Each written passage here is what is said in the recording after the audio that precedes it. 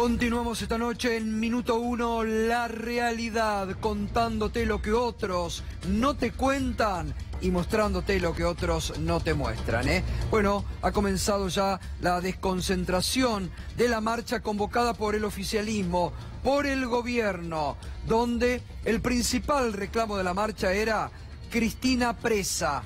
Lo decíamos al inicio, no nos sorprende en este país donde el presidente se involucra diariamente, determina quiénes pueden, según su deseo, ir preso o no, lo dice públicamente, se los dice a sus periodistas de los grupos de WhatsApp, y en más de una oportunidad lo hemos analizado aquí, con los propios testimonios del presidente de la República avanzando sobre la justicia, determinando y condenando. Por eso decíamos que no nos sorprende que esta marcha convocada por el oficialismo haya pedido directamente eso, sin importarles cualquier decisión de la justicia, porque es lo que menos importa en este momento. La persecución es lo primero y hacia allá van, como lo hemos estado mostrando. Enseguida vamos a estar hablando con el doctor Carlos Beraldi, que ya se encuentra aquí con nosotros, el abogado de la expresidenta Cristina Fernández de Kirchner, sobre todo lo que tiene, todos los condimentos que tiene esta causa. Recién lo que Horacio Berbisky comentaba, analizaba, denunciaba, y además sobre lo que hoy determinó la expresidenta respecto a que vaya Bonadío a su domicilio a allanarlo. Pero también hoy, porque no nos olvidamos de la realidad cotidiana de mucha gente que sufre en la Argentina de hoy. Vamos a estar enseguida hablando también esta noche con el intendente de Roque Pérez. Está a 135 kilómetros de la ciudad de Buenos Aires. Es una ciudad que tiene 15.000 habitantes y que en las últimas horas una de sus principales empresas avícolas cerró, dejando a 600 personas en la calle, con todo el impacto social que eso significa para una población de 15.000 personas. Eso es parte de la dura realidad que no te muestran y que no se muestra. Como también vamos a mostrarte ya lo que fue la durísima represión de la policía de la provincia de Buenos Aires hoy en la ciudad de La Plata. Los integrantes, los laburantes de Astilleros Río Santiago, lo único que piden es seguir laburando. Lo único que quieren es seguir trabajando. Defienden su fuente de trabajo frente a un gobierno que el presidente en una reunión privada dijo: hay que dinamitar ese astillero, y que hoy no tienen respuestas del gobierno de la provincia de Buenos Aires frente a muchos barcos en construcción y que no les están dando los elementos para que se terminen la construcción. Además, lo han comentado en más de una oportunidad de los trabajadores de Río Santiago, del astillero Río Santiago.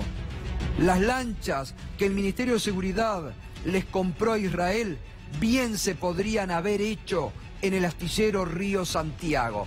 Sin embargo, buscan cerrarlo o privatizarlo. 3.300 puestos de trabajo.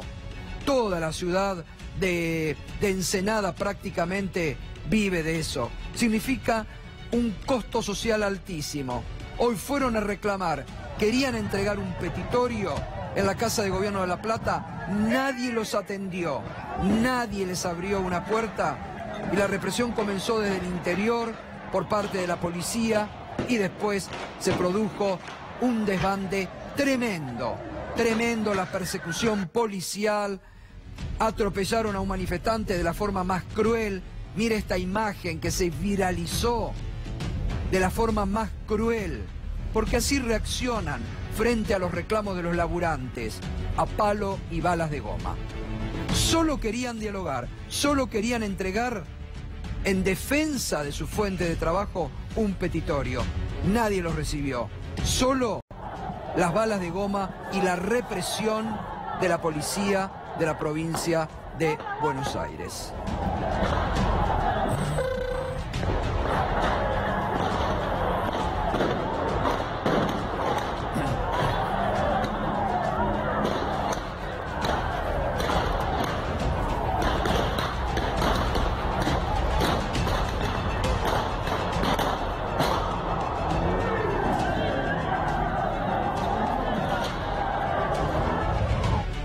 Bueno, muy bien, tenemos mucho contenido, mucho para hablar de la realidad, así que vamos directamente a los bifes, como se dice habitualmente. Doctor Carlos Beraldi, buenas noches, gracias. Vamos a empezar por lo último que se conoció, esta presentación que hizo hoy la expresidenta ante la labor parlamentaria, diciendo que Bonadío allane lo que quiera allanar, preserven solamente las cuestiones personales y edilicias, ¿no? Efectivamente, es una medida de allanamiento que es totalmente innecesaria, con la que se montó un show, o se quería montar un show, y la doctora Kirchner, como siempre, digamos, muy ágil en sus reacciones, dijo que, bueno, si hay que hacer un allanamiento, que se cumpla con la ley, que se realice en su domicilio sin espectacularidad y, bueno, y cumpliendo los recaudos mínimos, que es que esté presente su defensa y que haya una comisión del Senado verificando que justamente no haya excesos ni ningún tipo de destrozo que intencionalmente seguramente van a querer cometer. Claro, como hicieron la semana pasada en los departamentos vecinos a los de la expresidenta. Mire, es insólito. Yo hoy miraba el expediente porque a cuentagotas nos van dejando ver la información, la manera como se hace el allanamiento, ¿no? Es decir, en los pisos 1 y 4. El fiscal empieza diciendo que a él le han contado, que escuchó, que una persona que dijo que podía hacer, y con este nivel de chisme, de chimenterío, esto fue la base para que se hiciera una orden de allanamiento. Es decir, una cosa escandalosa, una más dentro de todo este escándalo gigantesco que tenemos, y sobre esa base fueron a dos inmuebles que estaban vacíos, y obviamente no encontraron nada, pero sí se llevaron el gusto de romper las cosas y de generar el estrépito, justo el mismo día 13, que era el que se había prestado la declaración indagatoria. A propósito, 8:30, pero no solamente eso, sino que también lo hicieron en contra de las disposiciones del Código, porque se hizo de noche y el artículo 225 es claro en cuanto que esto no se puede hacer. Pero bueno, en este marco de irregularidades e ilegalidades permanentes, bueno, una más. Ahora, ¿qué es lo que quieren buscar? ¿Las bóvedas? ¿El dinero? ¿Qué es lo que se supone que este allanamiento puede servir tantos años? Una de las casas de Río Gallegos ya fue allanada por Bonadío. Exacto. La quiere volver a allanar ahora. Exacto. El inmueble de Mascarello, que está en Río Gallegos, ya lo allanaron 3 veces. ¿3 veces? 3 veces lo han allanado. Siempre es Bonadío, porque claro, él tiene una especie de animadversión en contra de la presidenta. Y ahora lo que quiere es el inmueble de Juncal. ¿Qué van a buscar? Bueno, nada. ¿Qué puede haber en un domicilio que los expresidentes no ocuparon durante todo el tiempo que ejercieron la primera magistratura? Está acreditado en la causa que desde el 2003 al 2015 nunca estuvieron ellos. Entonces, ¿qué es lo que van a encontrar? Pero según en ese lugar? los bolsos, los cuadernos de Centeno, ahí depositaban la plata, los bolsos. Mire, cuando podamos analizar 60 millones de dólares. Yo quiero decir esto, como no nos permiten ejercer el derecho de defensa, cuando podamos analizar esa fotocopia, si empecemos a contrarrestarla con la prueba que de manera, diríamos, necesaria el juez está incorporando, vamos a encontrarnos con muchísimas contradicciones. Por ejemplo, la contradicción del día de la fecha con la declaración del Corcho Rodríguez, en donde claramente acredita que lo que dice el cuaderno es falso. Y hay muchas otras cuestiones que en ese sentido prueban que eso está armado. Cuando uno ve el cuaderno, se da cuenta, perdón, las fotocopias del cuaderno, uno se va dando cuenta que tiene 2 redacciones. Una es la primera, la crónica de un remisero, y después empieza una novela de Netflix, en donde empiezan a dar confesiones y expresiones sobre estados psicológicos, sí, una cosa totalmente armada. Entonces, cuando nosotros podamos ver esto, obviamente vamos a empezar a contrarrestarlo en la medida en que nos dejan, porque además los cuadernos desaparecieron y entonces nos privan de una de las evidencias más fundamentales que hay aquí, que es una pericia escopométrica que permita demostrar si esos cuadernos fueron escritos en la época que dicen, cuál es la antigüedad, y por supuesto las letras de él. Ahora, doctor, un dato, hay una interrupción, porque dice en un momento Centeno que él dejó de escribir hasta el 2013, porque pensó que esto había dejado una vez que murió Kirchner, pero volvió a escribir. Ese vacío de 2 años, ¿cómo se cubre? jurídicamente al efecto de ser una prueba para imputar un delito a alguien? Mire, he trabajado como abogado durante 30 años y nunca fui adivino y menos psicólogo. Habrá que hacer un estudio sobre este señor que dice haber escrito esos cuadernos para ver qué es lo que pasó. Ellos son los que tienen que dar las explicaciones, no nosotros. Acá se han invertido todos los criterios. Es decir, nosotros tenemos que salir a probar que somos inocentes y ellos, en definitiva, se contentan con que aparezcan 3 o 4 personas, o 5 o 10, que dicen que son arrepentidos. Todos empresarios, muchos de estos ligados al gobierno, y que dan un relato con una liviandad increíble. Es decir, reconocen que cometieron delitos y se van a la casa como si no hubiese pasado nada. Y yo quiero comparar esto con el caso de Cristóbal López y Fabián de Sousa, un caso que nos toca muy de cerca a todos nosotros. Cristóbal López y Fabián de Sousa, con una sola denuncia, tuvieron que soportar que todas sus empresas fueran inhibidas, que se bloquearan sus cuentas, que se intervinieran las empresas. Que se vendieran. Y en definitiva que concluyeran con una quiebra. Claro. Aquí aparecen señores que dicen que han estafado al Estado, que han hecho coimas, que han generado un programa de corrupción, no sé, que duró 15 años y no se les hace absolutamente nada.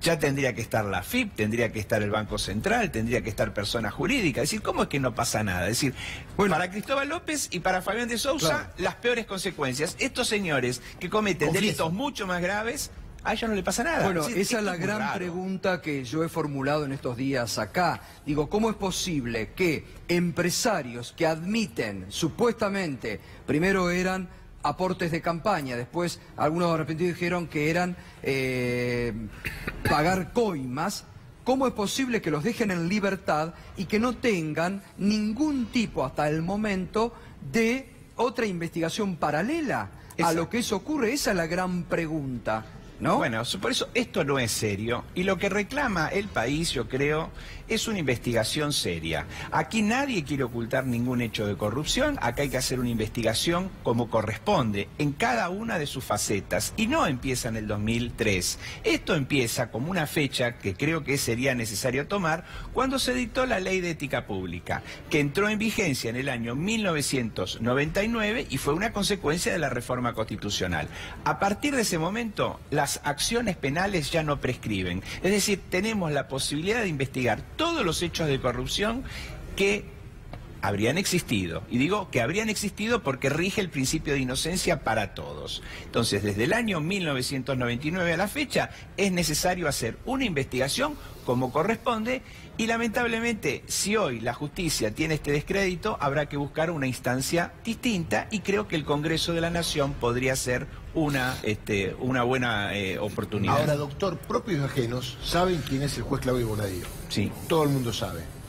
También Carlos Stornelli y su posición en otras causas.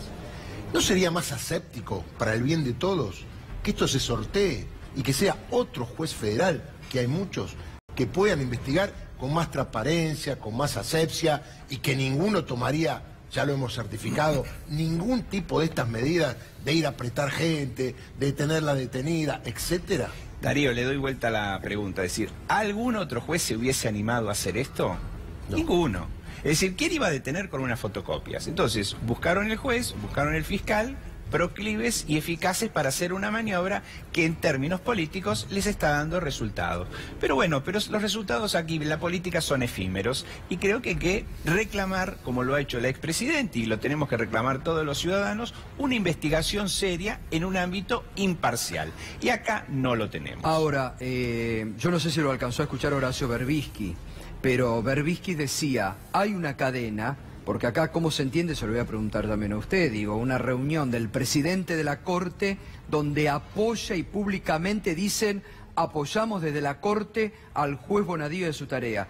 Y recién Horacio Berbisky decía, acá hay un encadenamiento de Lorenzetti, Irursun, ¿quién otro más nombró? Bueno, Bonadío. Bonadío, en algo que realmente es un encadenamiento que por más Cámara Federal, Cámara que... está todo encadenado, daría la impresión con un objetivo final, Digo, eso también es lo que un poco asusta. Gustavo, lo venimos denunciando hace 2 años y medio. Hemos mostrado cómo se armaron los expedientes. Siempre le tocaban a Bonadío. Sí. Siempre se hacían los mismos procedimientos, allanamientos, detenciones. Después se dictaban los autos de procesamiento y todos los recursos son rechazados por las mismas características. Es decir, esto no es un solo juez. Quizás sea el abanderado de todos los actos de arbitrariedades que se están padeciendo. Pero acá hay un sistema que se generó. Y eso es lo que hay que desmontar, y hay que desmontarlo políticamente como corresponde a una sociedad democrática. El año que viene con el voto. Ahora, mientras tanto, digo, están ocurriendo cosas irregulares, graves. Vuelvo a esto, por ejemplo, José López, detenido con los 9 millones de dólares, que está con un juicio oral y público en este momento, que la semana pasada declara, dice algunas cosas, miente. Lo llevan arrepentido, lo sacan de Seiza, no se sabe dónde está, con el run de que le pueden perdonar todo, incluso el proceso judicial que ahora tiene. ¿Y esto cómo se entiende? José López, que era el gran corrupto, ahora pasa a ser, según los medios, el ángel bueno que bajó del cielo y está nombrando a todos, y ya desentrañó cómo era el gran negociado del gobierno pasado. Mire, no es el primer caso que empieza con gran espectacularidad y cuando avanza en el tiempo en un tribunal oral terminan siendo los enjuiciados, el fiscal, el juez y toda la pandilla que los acompaña. Es decir, yo no creo que esto pueda sostenerse jurídicamente porque son tantas las irregularidades desde el comienzo hasta aquí que se han perpetrado. Entonces, lo que yo pienso es que esto tarde o temprano va a cesar. Y va a cesar como corresponde, porque si no tuviese esa esperanza, en realidad hubiese bajado los brazos.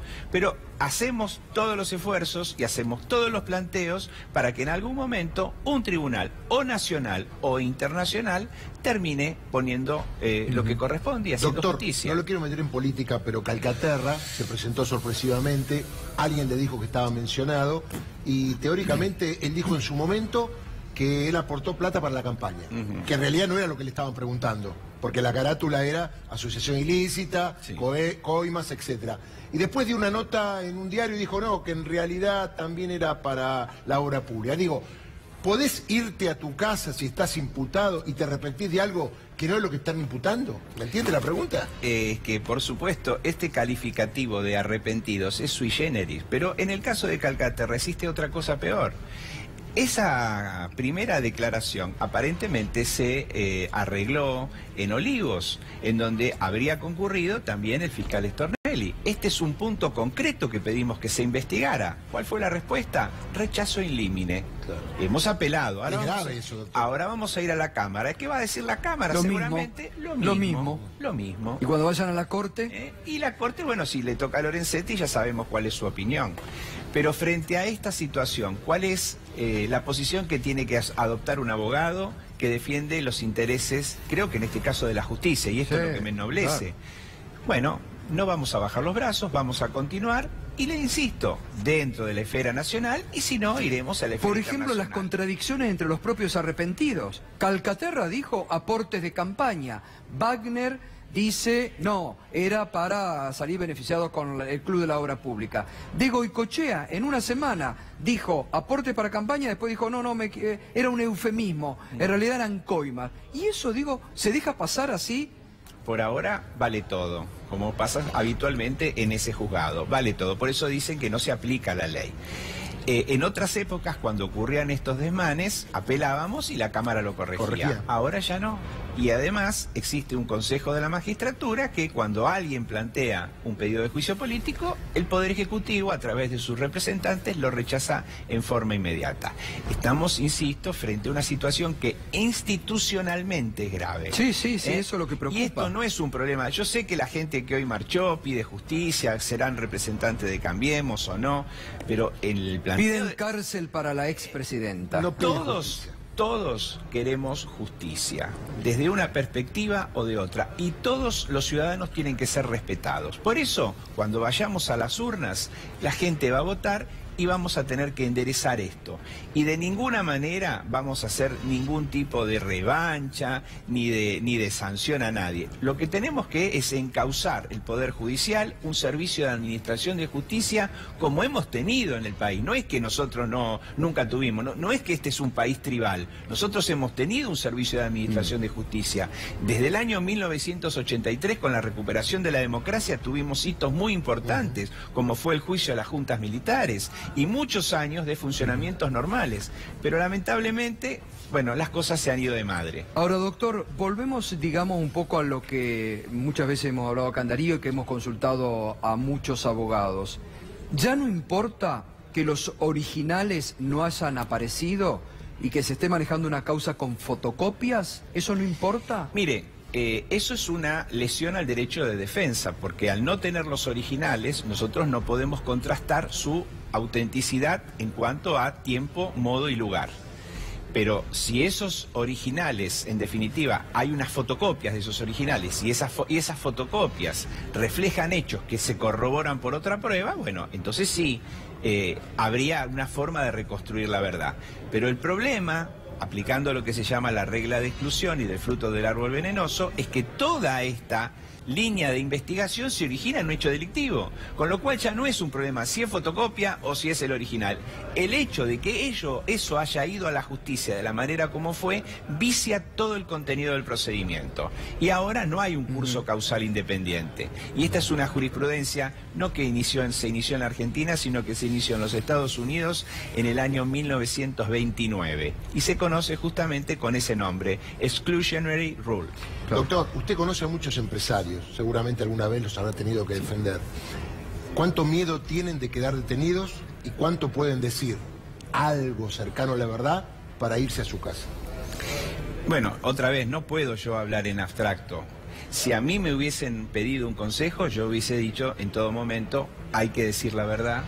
No hay que arrepentirse de cosas que no han ocurrido, porque ahora les van a venir consecuencias mucho más gravosas. Y las estamos viendo. Pero yo le digo, ¿sabe por qué? Porque todos los empresarios fueron con un abogado particular y se fueron con el defensor oficial. Bueno, no sé, son circunstancias que tendrán que ser investigadas. Yo lo único que conozco es en el caso de Centeno, sí tenía un defensor particular y después de estar 40 minutos dentro del juzgado, sin abogados, terminó revocando la decisión anterior y nombrando un defensor oficial. Y esto es otra de las cosas que yo pedí que se investigara. Claro. En la semana pasada, cuando estuvo la expresidenta, cuando se presentó, ¿estaba el juez?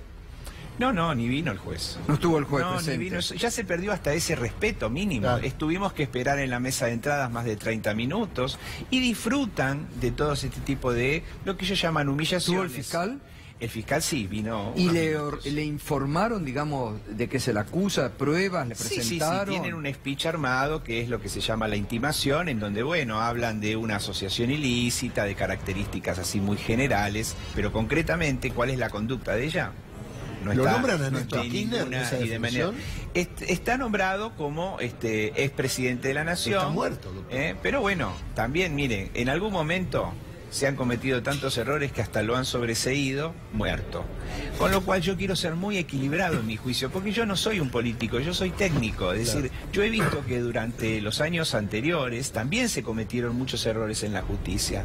Y yo los critiqué mucho. Por eso tengo, creo, la autoridad suficiente para sentarme aquí y criticar lo que está pasando, no desde un punto de vista de la militancia, pues yo no soy un militante, yo soy un abogado técnico. Y lo que estoy viendo es graves anormalidades institucionales. Y por eso las denuncio y por eso peleo. El gobierno anterior no mandaba preso a nadie. No, pero no es un problema de mandar preso, no. El problema es de aplicar la ley siempre y tener una justicia independiente. Y lo que yo creo es que nosotros tenemos que tener una justicia independiente porque este es un país serio.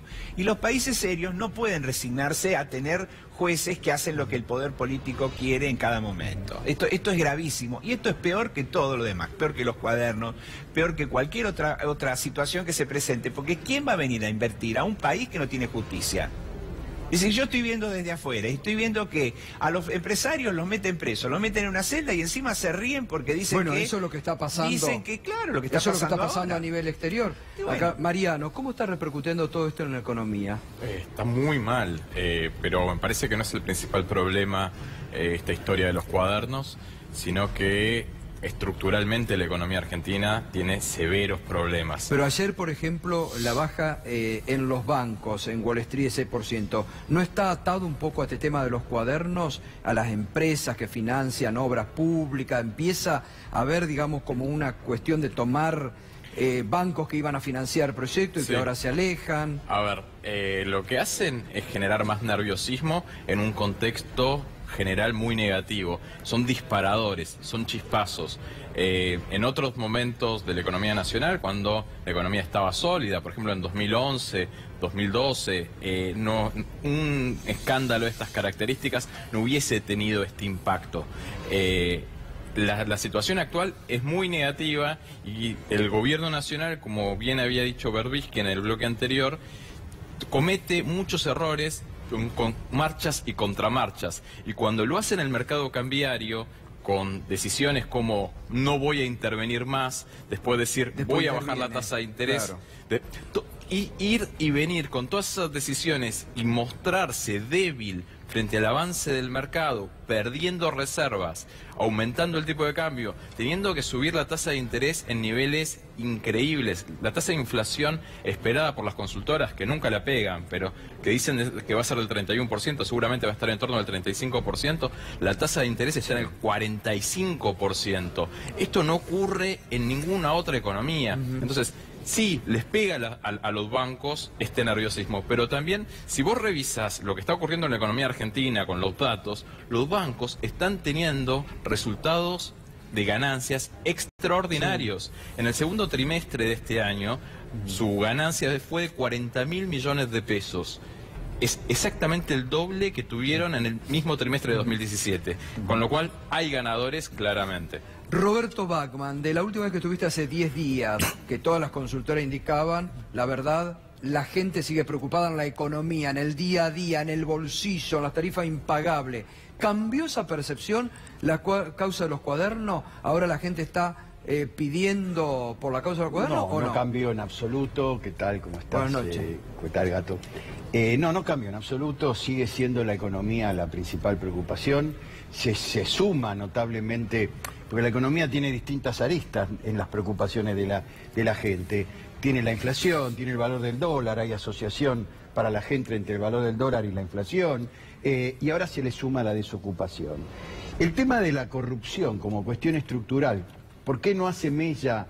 Es una cuestión más de clase, digamos, en la percepción de qué implica la corrupción como problema endémico de un país. Esto pega más en los sectores socioeconómicos altos y medios altos. En este momento, donde tenemos a un 84% de los argentinos que contestan las encuestas, esta es la percepción de la gente, vale la percepción, es muy válida, que tiene dificultades para llegar a fin de mes. La mitad de ellos porque directamente no llegan, porque llega el día 20 y están sin plata, porque tienen que juntar para las tarifas es otra gran preocupación, y la otra mitad llega con lo justo.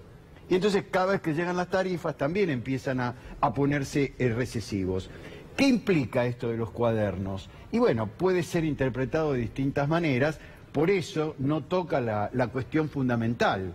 Las elecciones frente a esta situación, la economía que agobia, la política que se tensa, ¿no? Como bien decía el doctor Beraldi, porque esto tensa más. Totalmente. Claro. Vos lo decías, Gato, al principio de este programa. Esta marcha que convocaron para hoy no hace más que tensar la grieta. La grieta, porque obvio, en una sociedad que no está dividida en dos partes, que hay un segmento intermedio, yo lo llamo los independientes, son muy pragmáticos, no tienen anclaje ideológico. Cuando empiezan a pasar estas cosas, la sociedad tiende a tensarse, los independientes tienden a definirse. Para un lado a otro. Para un lado o para el otro. Entonces, ¿qué ocurre? El núcleo duro de Macri, ese 30% a 32%, que es su imagen positiva, que es su aprobación de gestión, no lo está tocando. Y el núcleo duro de Cristina tampoco lo está tocando el caso de los cuadernos. Entonces vos tenés en el piso de Cristina 35% de imagen muy positiva, que esto no se va a mover, e incluso hay hipótesis, te digo porque todavía no tengo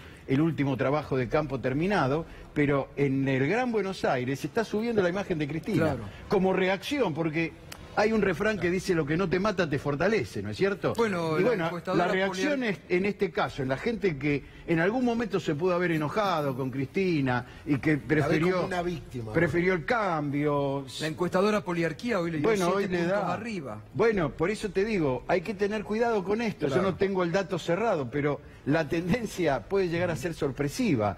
Y la gente se ve cada vez más lejana a las elecciones. Esto es lo que ha generado. Si esta fue la estrategia del gobierno, volver al 2017, correr la consigna de referencia dominante de la economía a la política, bueno, no es tan fácil, porque la situación del 2018 no es similar a la del 2017. En la económica, bueno, Obvio. vos lo dijiste, empeoró Totalmente. notablemente desde los indicadores y desde la percepción de la gente. Estaba el Mendieta, que es esta semana, durante el fin de semana y ayer, por primera vez creo además el gobierno sale a criticar un comunicado en conjunto que dio un denominado Grupo Fragata, que son un grupo de intelectuales de distintas, no son kirchneristas, vamos a aclarar, son de distintas extracciones políticas y sociales, que produjeron un comunicado sobre una descripción de la realidad argentina, ¿no?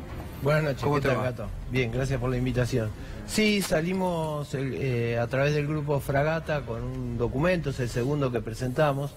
El Grupo Fragata efectivamente está compuesto por distintas personas de las disciplinas de las ciencias sociales y siempre con una pertenencia dentro del campo nacional, popular, progresista, exacto. pero con pluralismo. En el primer documento nosotros hablábamos a esa oposición y en este segundo, que titulamos Hay otro camino, hay otro futuro, sí, efectivamente, por primera vez dedicamos algunas palabras al gobierno, al macrismo. Nosotros consideramos que el problema estructural del macrismo es mucho más allá del Estado, de lo que tradicionalmente los gobiernos liberales concebían que era el Estado, y creemos que aquí el problema para el macrismo es la sociedad argentina. Pretende una sociedad que se retraiga, un país que vaya para abajo, que consuma menos, que tenga menos derechos. Muchos derechos de los argentinos son vistos por el oficialismo como privilegios. Y lo que nosotros decimos de una manera un tanto virulenta es que el macrismo piensa que la Argentina es un país de mierda Eso te y iba a que así preguntar, tiene que ser Rodríguez. gobernado. Claro. Y la verdad que nosotros creemos que no somos un país de mierda, que precisamente la dirigencia de cualquier partido, si bien toda sociedad tiene contradicciones, como seres humanos tenemos contradicciones y tenemos muchas veces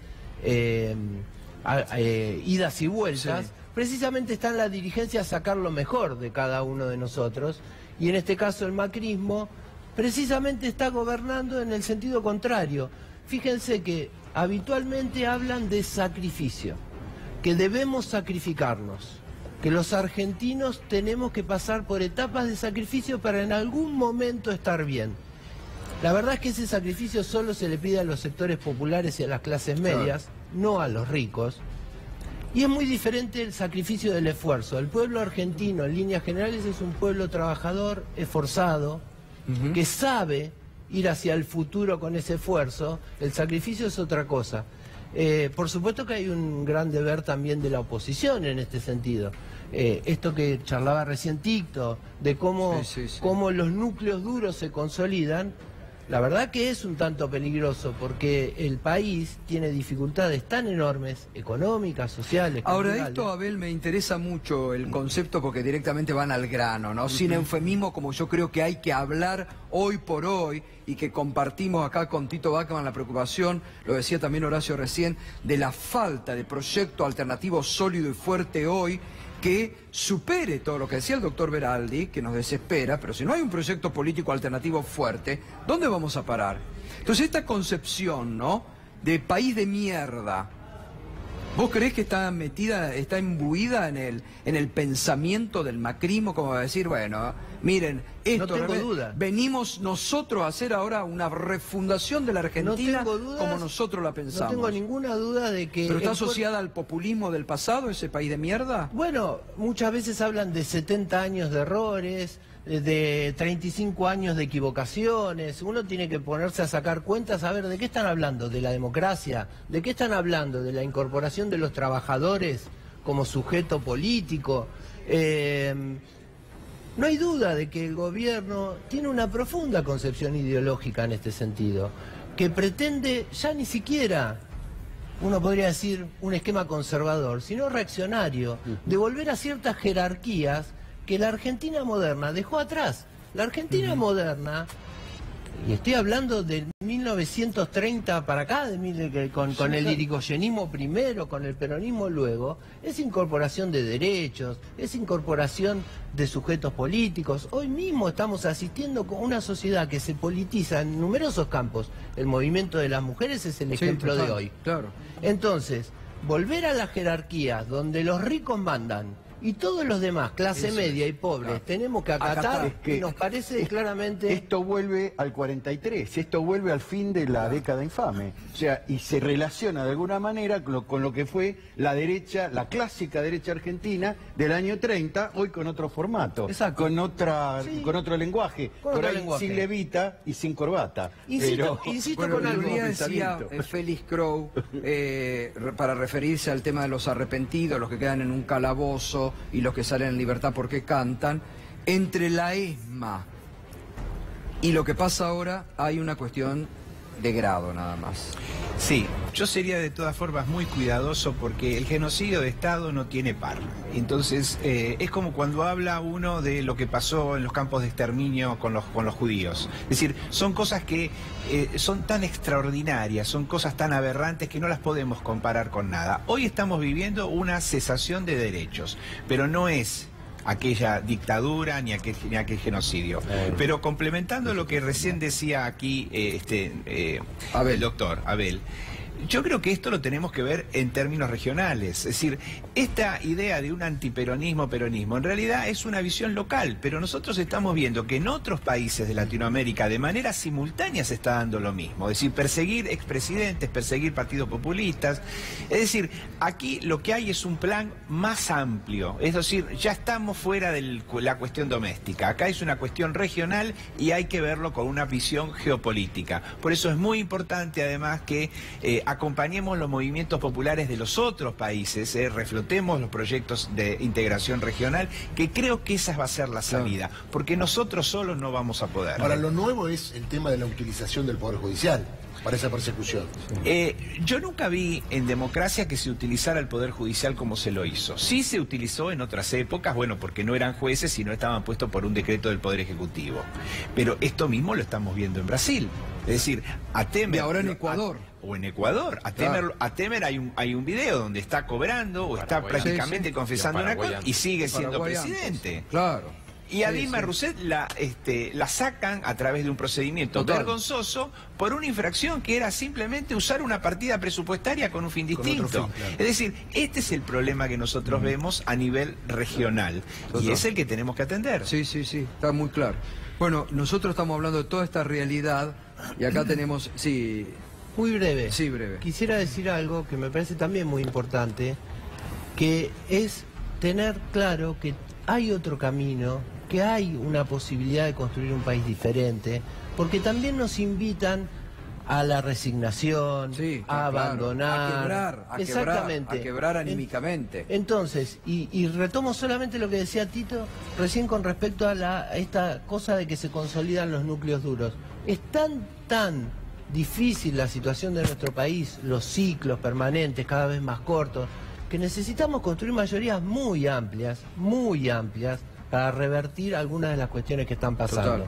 Sí, estoy totalmente de acuerdo. Yo digo, nosotros estamos hablando de todo esto y acá hay un intendente con la responsabilidad que le han cerrado una fábrica. Yo presentaba, hoy a la mañana hablábamos en extenso en la radio con él, de Roque Pérez, 135 kilómetros, ¿no? De acá de la capital. Exactamente. 15.000 habitantes. 15.000 habitantes. 600 puestos de un día para el otro que quedan en la calle. Digo, ¿y cómo sale adelante? Digo, porque a ustedes le van a golpear la puerta. Tal cual. Nosotros, los municipios chicos, estamos permanentemente en la trinchera atendiendo las demandas de la sociedad. Y por ahí toda esta situación que se analiza en forma global en esta mesa se traduce en hechos concretos en esa realidad de los pueblos. porque la verdad que el cierre de esta empresa ha generado un impacto tremendo en nuestra sociedad y hay varios factores, ¿no? Criave, sí, hay varios factores porque hay desmanejos empresarios, hay superficialidad en el manejo, pero también hay una ecuación económica que no da, digamos, porque el aumento de los insumos, de los alimentos para alimentar los pollos y la baja del consumo, bueno, no genera rentabilidad. ¿Y la importación? Como en otra época. Y la importación también.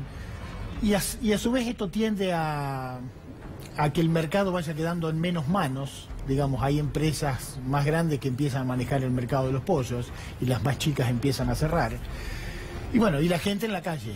La gente en la calle con un Estado nacional y provincial totalmente ausente.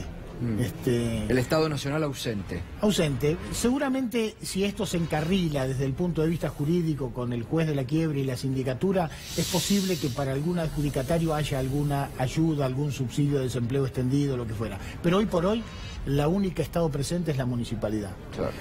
Es tremendo. Es tremendo. Ahí estamos viendo imágenes, ¿no? De los trabajadores de Criave. Claro, que tuvieron que salir a la ruta para hacer visible la protesta. Claro, ¿en qué año comenzó a funcionar esta empresa en Roque Pérez? No, esta empresa empezó a funcionar en la década del 70. Del 70. Tuvo un quebranto allá por el 2001, casualmente. Bueno, y ahora resurgió, se amplió, porque aquella que quebró en el 2001 tendría unos 150 trabajadores o 200, y esta llegó a tener casi 800 en todo el grupo económico, no todo en Roque Pérez, porque hay también en Marcos Paz.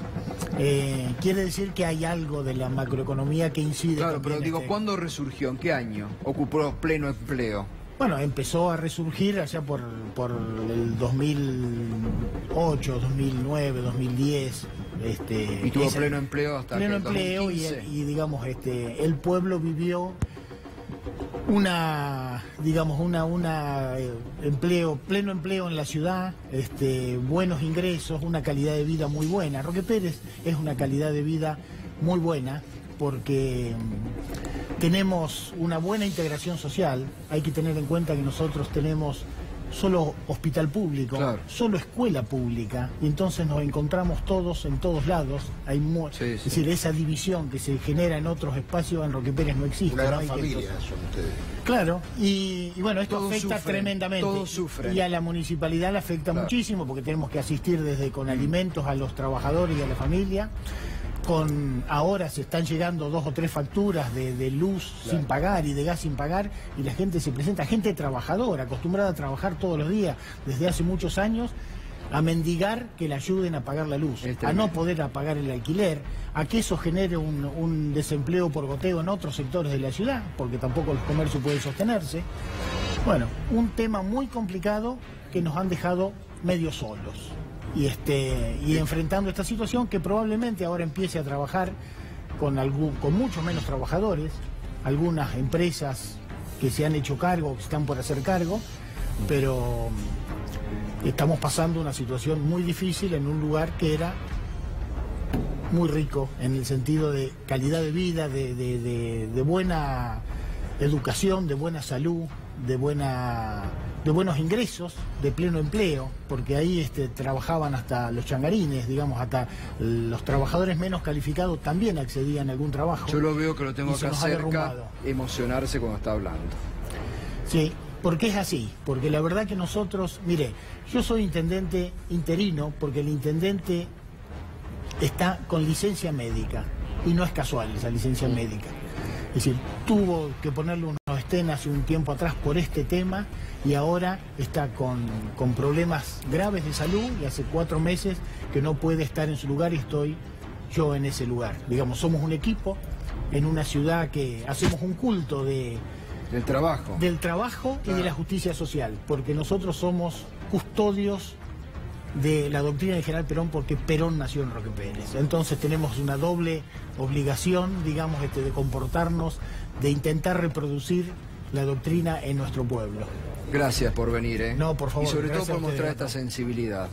Muchas gracias a ustedes. Para muestra basta un montón, ¿no? Sí, digamos que en un montón de lugares. Yo con ver con gente que se emociona ya me basta para saber el grado de la responsabilidad que tienen que afrontar. Y esto no se conoce, eso no se muestra, esto no se ve, por eso a mí me gusta mostrar, como digo, estas cuestiones de la realidad.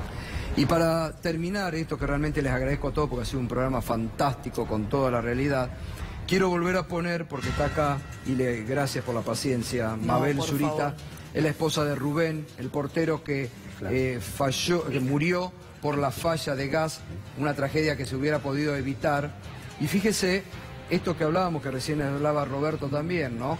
Cómo se alimenta el odio, la venganza y la revancha desde el gobierno. Fíjese lo que dijo este diputado provocador con el dolor de la tragedia. Digo lo que es el plan para mí. Sí. El plan es Baradel haciendo un paro porque explotó una garrafa. Cuando después de 30 años de gobernar el peronismo en la provincia de Buenos Aires, me dejaron 40% de muertos. El plan es después de que gobernaste la provincia de Buenos Aires 40 años y no tenés red de gas para la mitad de la provincia, ir a echarle la culpa al que llegó de que toda la culpa es de él porque tuviste un problema. Cuando entre todos lo tenemos que resolver. Mabel, bueno, ¿cómo te cayó esto? Primero, buenas noches. Totalmente desafortunado el comentario del diputado. Se evidencia una vez más en los representantes del gobierno la falta de interés, la falta de humanidad, la falta de respeto hacia la clase trabajadora. El poco sentido de importancia que le dan a la vida de cada uno de los ciudadanos, a nivel provincial, a nivel nacional. Es evidente, no quieren a la clase trabajadora, no pueden minimizar lo que fue la muerte de Sandra y de Rubén en estos comentarios, en estos personajes claro, que dice, salen... así muy suelto el cuerpo, explotó una garrafa, explotó una garrafa, hacen un paro porque explota una garrafa, ignoran la muerte de 2 personas, es tremendo. No solamente que ignoran la muerte, sino que también hablan sin saber, porque en realidad yo le solicitaría al señor que primero averigüe antes de hablar, que se interiorice bien de la situación. Está utilizando también términos que no corresponden, evidentemente no está al tanto de lo que ocurrió. Claro, no explotó una garrafa. Porque no explotó una garrafa. Había una falla que se podría haber evitado. Que se podría haber evitado. Y que bueno, vuelvo a reiterar que tampoco fue la única escuela, no es la única escuela. Exacto. Porque bueno, que se remita, ya que tiene ganas de hablar, que se remita a cada una de las investigaciones o de los... análisis que se hicieron en cada una de las instituciones del partido de Moreno. Total. La verdad que es lamentable. Hoy yo cuando hablaba con vos en la radio decía que da hasta vergüenza que sean representantes, ¿sí?, que fueron elegidos por el pueblo. La verdad que lamento muchísimo esta clase de comentarios desafortunados. Vuelvo a insistir una vez más en esto, porque la verdad que en vez de dar soluciones a los problemas que estamos vivenciando en cada echan una, leña al fuego. Siguen echando leña al fuego y siguen errando me parece en el concepto, en no ayudar. Seguimos en las escuelas esperando las soluciones y aparecen estos personajes, porque de otra manera no lo puedo describir, ensuciando una vez más la escuela pública, una vez más a la clase trabajadora y encima faltándole el respeto a los familiares y a los compañeros de Sandra y de Rubén. Totalmente. Bueno, todo nuestro acompañamiento como siempre, Mabel. No, muchísimas gracias por estar siempre. Por favor, gracias. Todo nuestro acompañamiento. Gracias a todos, La verdad... Muchas gracias. Gracias, doctor Beraldi. Gracias, intendente. Gracias. Un gusto, gracias por haber venido. Pero era muy importante conocer su testimonio. Nos vamos con este recuerdo para otra grande que se nos fue en las últimas horas, Chicha Mariani. ¿Cuántos años tiene hoy Claranaí? Va a cumplir el 12 de agosto 30 años. Y yo me equivoqué varias veces siguiendo caminos, pero... vivo con la esperanza. No me puedo dar el permiso de morirme. Tengo que encontrar a mi nieta. Lo veo al comisario policía Chicolat con el rosario. Y yo le quisiera pedir que en vez de rezar el rosario, alivie su conciencia diciendo: ¿dónde está Clara?